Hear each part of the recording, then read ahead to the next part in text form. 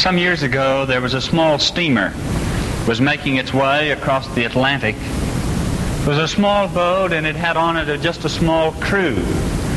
They had not taken passengers. They were carrying some cargo.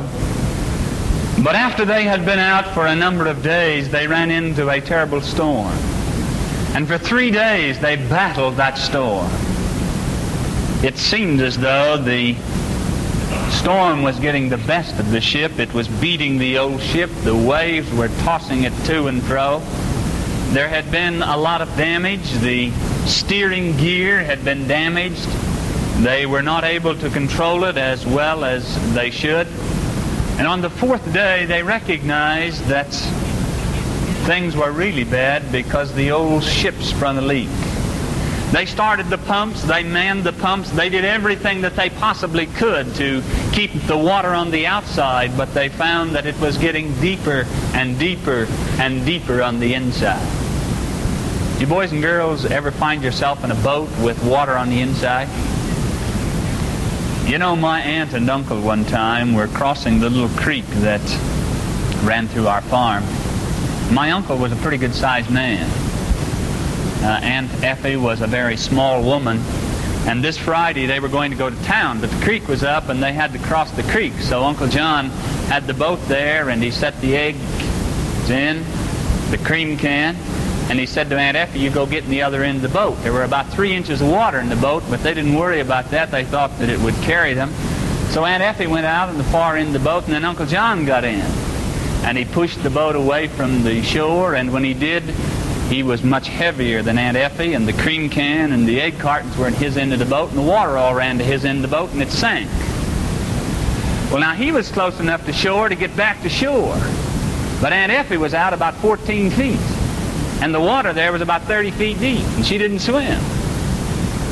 And there was a tree very close, and she caught onto the tree, and Uncle John said, "Hang on." And he emptied the boat, and he shoved it back out, and she got in. She went home, and he went on to town. That was sort of the experience that the crew was having with this steamer. But they were far from shore, and there wasn't even a tree close by.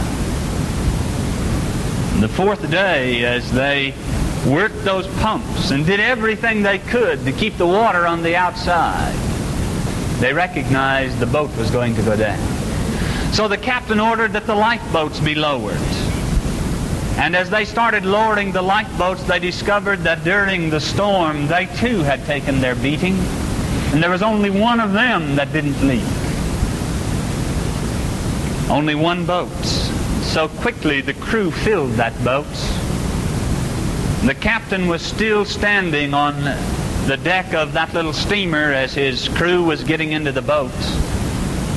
And there was just room for him. They were overloading that lifeboat. They recognized and knew that, but it was the only one, and they were going to try anyway.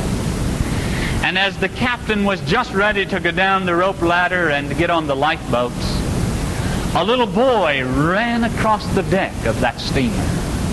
And he was saying, "Don't leave me, don't leave me."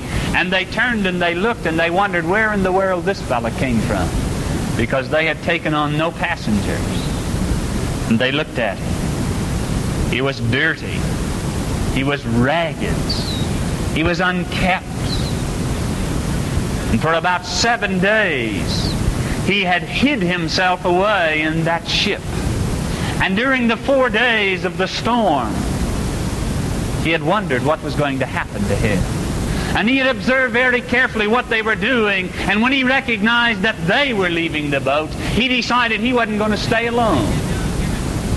And you know, the captain had a decision to make. There was only room for one more on that lifeboat. Physically, that was all the room there was. And it was either the captain or this little stowaway boy that had found his way onto that vessel. The captain really had no decision to make. Quickly, he said to the boy, "Down the ladder, onto the boat." And the little boy went down. He got into the lifeboat, and they rowed away. They left the captain with the ship, and he went down to his watery grave. The crew and that little stowaway boy wrestled that lifeboat in the storm and in the sea for 3 days. Finally, they were picked up by another ship. They were taken back home. And that little stowaway boy that had found his way onto that vessel never forgot what the captain had done for him. He finally, some years later, found a little picture of that captain. And he never tired of telling the story, showing the picture and saying, "This man gave his life for me."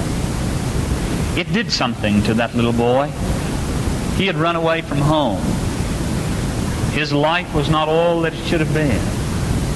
But because the captain gave his life for him, it changed his life.